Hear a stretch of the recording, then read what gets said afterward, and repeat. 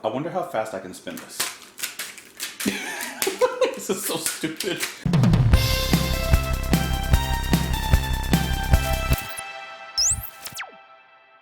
What is up, you magnificent people, you? My name is Justin, and today we're listening to Rush with their song 2112 off of their album 2112, which was released in 1976. You know, I started this calendar a while ago so I could actually schedule songs and decide what I wanted to listen to.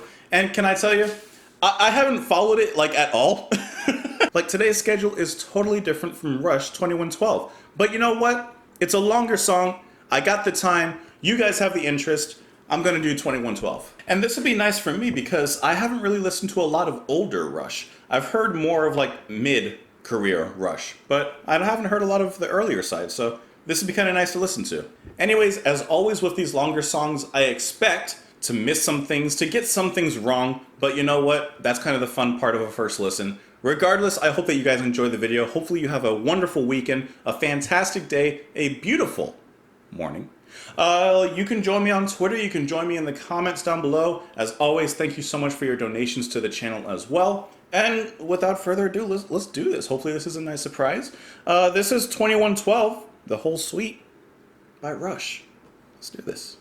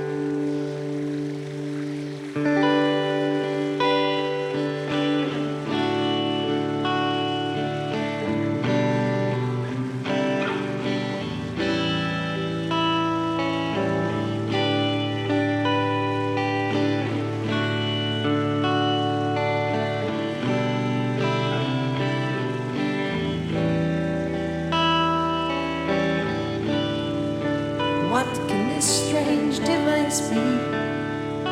When I touch it, it gives forth a sound. It's got wires that vibrate and give music. What can this thing be that I've found?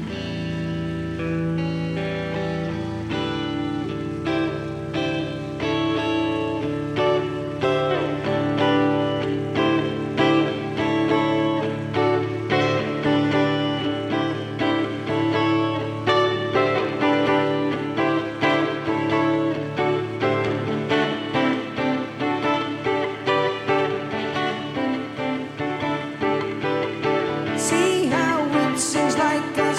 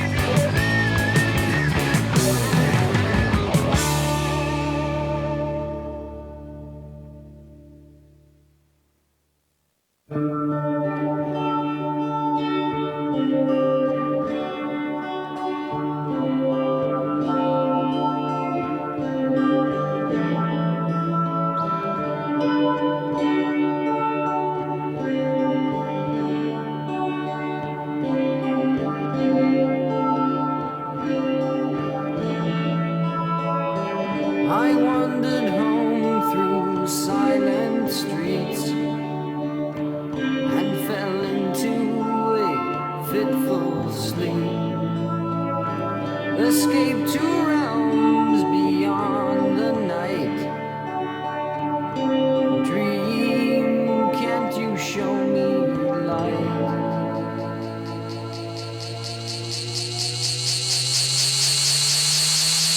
I stand atop a spiral stair, and Morocco confronts me there. He leads me on light years away through astral nights, galactic days. I see the works of gifted hands that grace the strange and wondrous land. I see the hands of men arise with hungry mind and open eyes.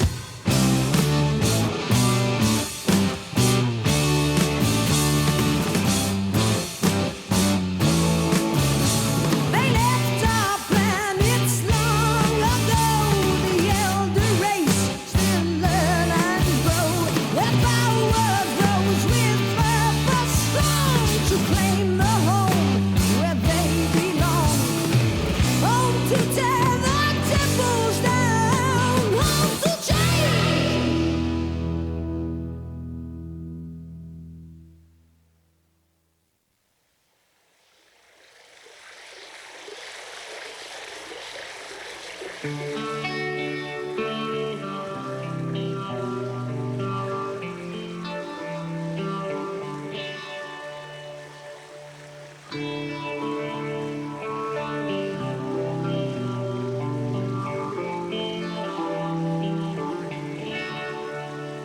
The sleep is still in my eyes. The dream is still in my head. I heave a sigh and sadly smile and lie a while in bed. I wish that it might come to pass, not fade like all my dreams. Just think of what my life might be in a world like I have seen. I don't think I could carry on this cold and empty life.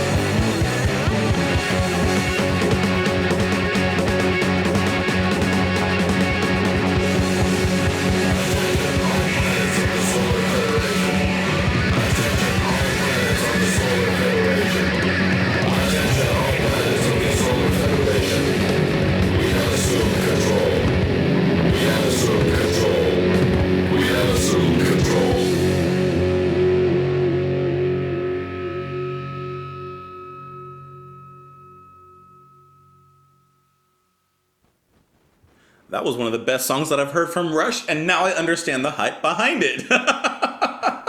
Man, that song was that was pretty good. I think that in this song, on first listen, I have never heard Neil, Alex, and Geddy sound so good in each of their performances. I mean, throughout. And I mean, it's on longer songs like this where usually the musicianship can really show and really breathe and really allow themselves to expand themselves and to explore different things and really let themselves loose a little bit. And that's no different here. But, I mean, I'm very surprised because there's so many just good, edible, tasty moments in here. The guitar from Alex, I think, I don't know about this one. I don't want to speak before I think. But Alex really surprised me with just how amazing the guitar playing is, the bass playing, and the singing. Let it be known, it's always together. The bass playing and the singing by Geddy is more ferocious than I'm used to be honest. If Geddy had wanted to become a metal singer, at least a hard rock singer, I think he definitely has the lungs and the capability to do so. Because as good as he sounds soft, I haven't heard a lot of those harder moments from him, and the way he screams, it's surprising to me, but it's also really cool to hear how he can do that, how he can use his range to that effect. I think I need to restart my camera before I keep on talking because it's going to run out, and I'll be right back. Give me a second. The music is fantastic. I really enjoyed that, and we're going to talk more in detail about those specific things. Before listening to the song, I did read a little bit of the story because I wanted to understand the basic synopsis of the plot because I knew that there was some sort of narrative involved. And it seems that basically, and like I said, I didn't read detailed into it, but it seems the basic idea is there's some sort of federation or government that's in control of the world at this point, or at least of this city, country, wherever it may be. And it seems that they've removed perhaps I don't know, in some capacity they've removed music as a whole, and they have control of what music goes out, what art is created, so that whole emotional freedom in that capacity is now removed. But it's really cool how in this story, which like I said, I'll get into a little bit more, how music is rediscovered in such a small, innocent way. It reminds me of that one movie, The Gift or The Giver. I think it's something like that. When I think that emotions were removed or something kind of like that were removed from the world, and then I think someone had found this gift, or like I said, I never read the book, I heard of it. And then that was kind of like rediscovering, I think, humanity or something. Hold on. Natasha! So basically it's like this world where no one has memories. Only this one guy, the giver, he has all of the memories. Everything is black and white. So the one guy that holds the memories, he's passing on his job to this kid now. Oh, yeah, that's right. And he's the one that he can see in color. That's right, okay, now I remember that. Different. In the memories, he could see them playing music. So yeah, not in... Okay. Thank you, Natasha. Thank you, wife. So it has this kind of dystopian sci-fi story, futuristic story, kind of like The Giver. But I do like how they really combine the music with the story. And they did that so well that I'm very surprised, and I'm actually very excited to talk about it as well, like my interpretation of certain things. But let's talk about the music first, and we'll kind of dive into that as well. So the first part of the suite is called Overture. So it's just this nice big opening kind of leading into the rest of the song. And one thing I like about it, because it does become very exciting as it goes, is that in this specific section, it has these hits. Right, it has those hits, and there's a lot of space left in between. So you're getting the bare bones of what the melody is going to be as it builds. This is going to be so stupid. It's kind of like if I drew this, and this, it doesn't mean anything. Like, this was the first part of Overture. But then, as the song goes on, and as Overture specifically goes on, we get the rest of it filled in. This is horrible. I don't know what I was thinking. I can't draw, okay? So it's cool how that space is filled in, at first with delay, and then eventually with more instrumentation, eventually drums, harder guitar, very driving bass. It's a nice way of building up from the bare minimum. What a good riff. What a good riff to kick off the song. If this doesn't get you ready for what's about to happen, for the battle that's about to commence, I don't know what will. Slow it down, boil it down, build it back up. and Lifeson. Do you guys hear the guitar? Screaming out of there. That is such an amazing opening. I love how it just soars and rises out of those ashes like a phoenix.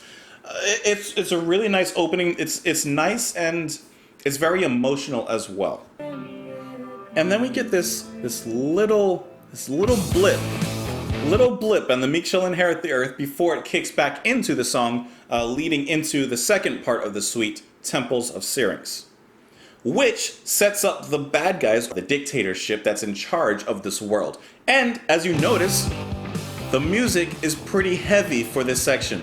I love Pierre. Listen to this fill. I love this, okay? I love that. And there's so many fills like that. They're all tasty. I love that. I love that. If anything, Pierre's is an amazing drummer. But if anything, his fills are just really fun to listen to. Okay, but like I said before, one of the things that I was most surprised at is Geddy singing. And he plays two different roles within this song. The roles of the priest, and then the roles of this boy, this person that finds the guitar, leading to some more stuff going on in the future as the plot goes on. But listen to how he sings, acting as the dictators, acting as this authoritative figure.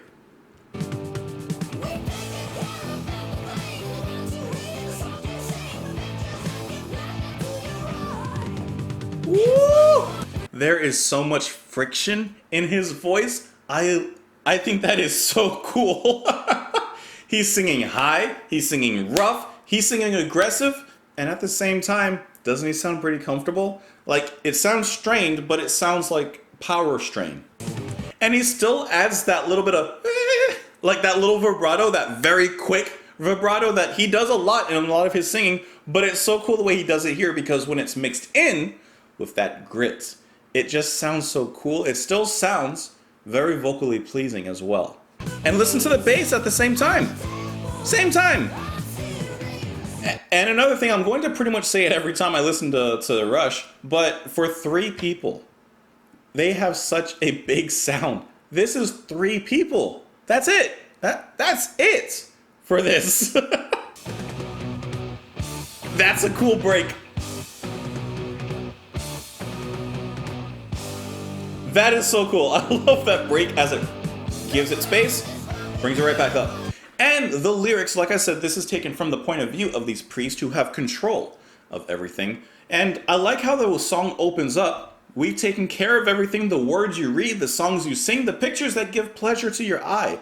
One for all and all for one. Work together, common sense. Never need to wonder how or why. Don't think for yourself. Don't worry about anything outside of these walls. We've provided you music. We've provided you art. This is the only emotion that you should be worrying about. Oh, don't you have an idea? It's not our idea, so don't worry about it. And for such a controlling message, doesn't this song perfectly capture that? It's controlling. The people probably feel somewhat weighed down, so the music is heavy because it's weighing them down. Get it? Heavy music weighing them down. I'm trying. And then they talk about this perfect world that they've created, this utopia. Look around this world, we made equality our stock in trade. Come and join the brotherhood of man. You know, everyone, come and join us. It sounds good, it feels good, but what are you missing out on? Well, we're about to find out what we're missing out on. And we get one last piece of this tasty break before it fades into silence and eventually a little bit of acoustic guitar. And then after that, we have this bubbling brook as a guitar is being played. Now, this is the beginning of the suite piece, Discovery, the third part. Now, there's a few things I find so cool about this, which I'm sure some of them are obvious. One, it's someone discovering a guitar, someone discovering an instrument that they're not supposed to have, that no one's supposed to know of. As it says, it's an ancient device. This is something that's so common for us, but for these people in this story, in this civilization, it's something mythical, perhaps even. So two things I find really interesting here are the space between the last section and this section, just the space, the silence, before we even get to the brook, and the tuning of the guitar. Now, the tuning of the guitar is so cool the way it's used narratively and actually musically, Because, I mean, you guys understand. I mean, you have to tune the guitar before you play it. Now, imagine someone who's never tuned a guitar. Imagine someone who's never interacted with an instrument and messing around with it for the first time. You can imagine them plucking the strings, understanding that something doesn't sound right, and then, understanding, okay, the string's connected up here, so we start turning this, oh, it changes the pitch up and down. Let's see if we can figure it out and make them all sound harmonious. Eventually, as the song goes on, he does. And then even as he starts riffing a little bit, playing with it here and there, I like how Alex does a great job of containing his own talent and being restrained and playing like someone who has just picked up a guitar. Okay, they figured out the strings, they got the tuning down. Okay, we play a riff. Okay, we got that. Can we do anything else with it? So the guitar is played very simply, but that is perfectly capturing the emotion of this moment, of this quiet, quaint moment of this boy and the guitar. Now, like I said, there were two things that I found really interesting. The second thing I find interesting is that silence. Now, at first I was a little off-put because I'm used to transitions from section to section, and they have some sort of seamless transition, some sort of music that either fades away and the other fades in, or just like a perfect change of pace. Here, it's more of like a little bit of silence before it gets into this section. As the song went on and as I kind of, followed the lyrics and read the story, it made sense to me, and this is just what I see, because I'm visualizing this whole story playing out. To me, that opening, which was so heavy, talking about the priest, that is the city. That is their utopia. That's the city, right? But that space allows your mind to transition to the next setting, which is completely different from where we just were.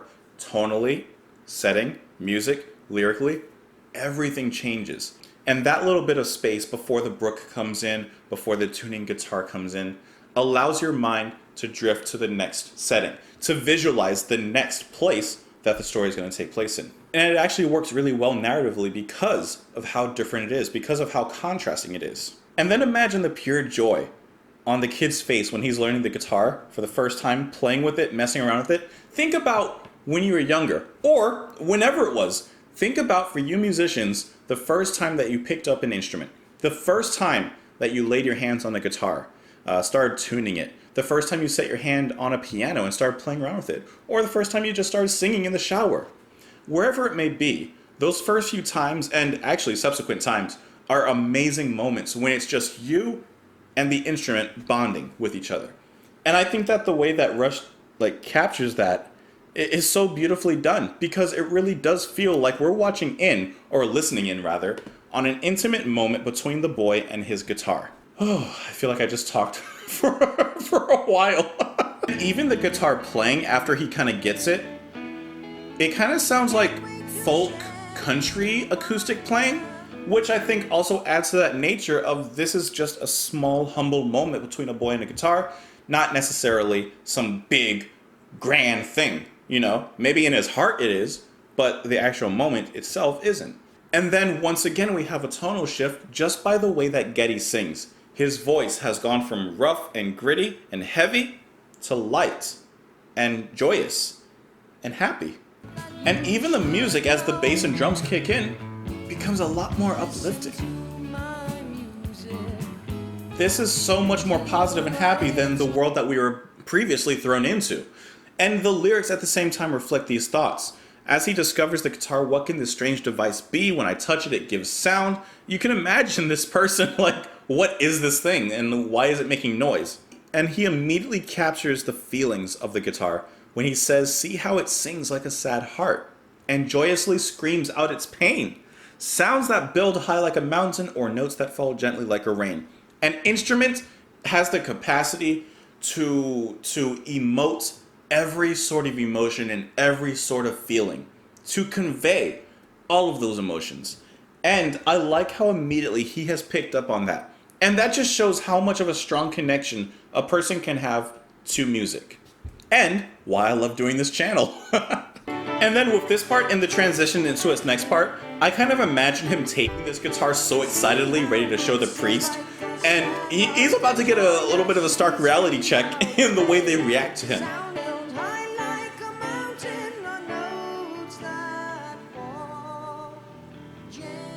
I love that as well. the way that he plays with it. High like a mountain, playing faster tempo, upbeat, or gently like rain, slower, somber, more relaxed. If I can say one thing about the song, it's got the narrative and the music completely right. And look, the kid's got the guitar, he's ready to go. This is him walking back into high school as the cool kid. He's got the jacket on, he has his confidence, the hair slicked back.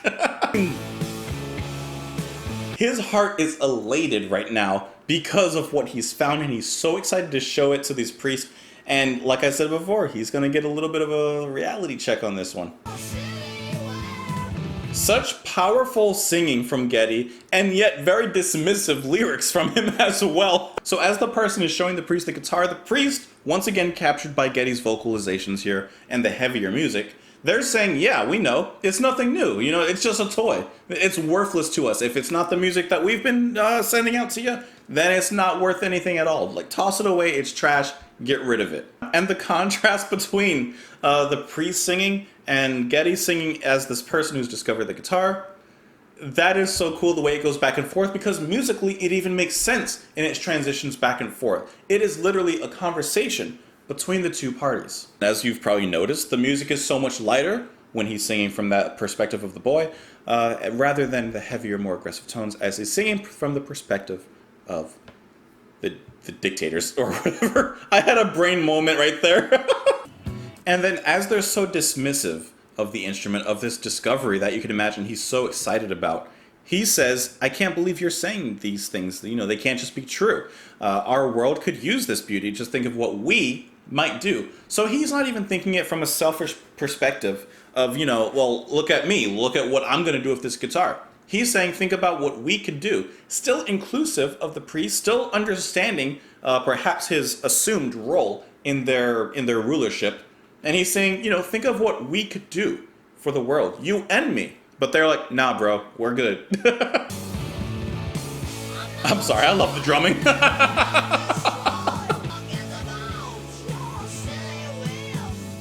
Did you hear that? Yeah. That is so cool. I'm sorry, I like his voice so much. And I know that Geddy is, for some people, more of an acquired taste. Hey, he was an acquired taste for me too, as well, when I first started listening to Rush. But I think that this is such a great song, especially vocally. I mean, he really showcases his range on this one. And then this solo, the conflict now rising up. Alex screaming, but listen to the bass line. Everything is just turned up so much in that moment there. Like I said, this is like the conflict now, that conflict that's been building, that conflict between the priest and the boy. I keep on saying the boy, but I guess it doesn't really say it's a boy. I'm sorry, in my visualization, I'm just imagining some young kid that found a guitar and is just innocently playing with it. It could be anyone, I'm sorry. And what I think is so cool is that the guitar, obviously by Alex, is playing very heavy and very aggressive. It's just screaming and thrashing around in there. Sounds great, I love that.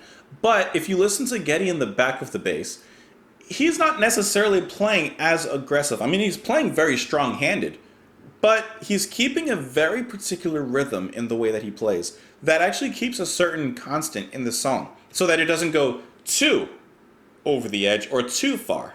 And then we once again get another silence as it leads into the fourth part, which is called Oracle, the Dream.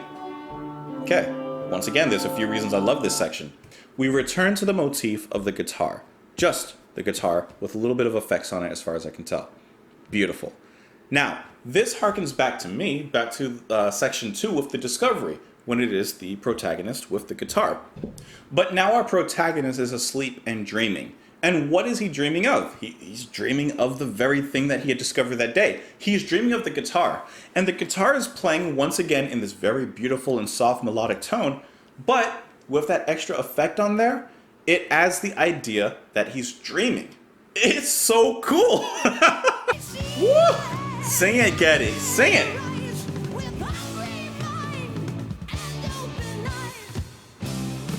I think that this section is one of the most interesting musically, and I was thinking about it now that I was like following the lyrics again. Like I said, it's a first listen, I get some things wrong. So maybe he's not necessarily dreaming, but he could be having a vision, and in that vision he's seeing the oracle as they lead him on and show him the works of gifted hands. So perhaps showing him what the guitar had accomplished in the past, contrary to what the priest had said, because they said that it destroyed the world and they removed it.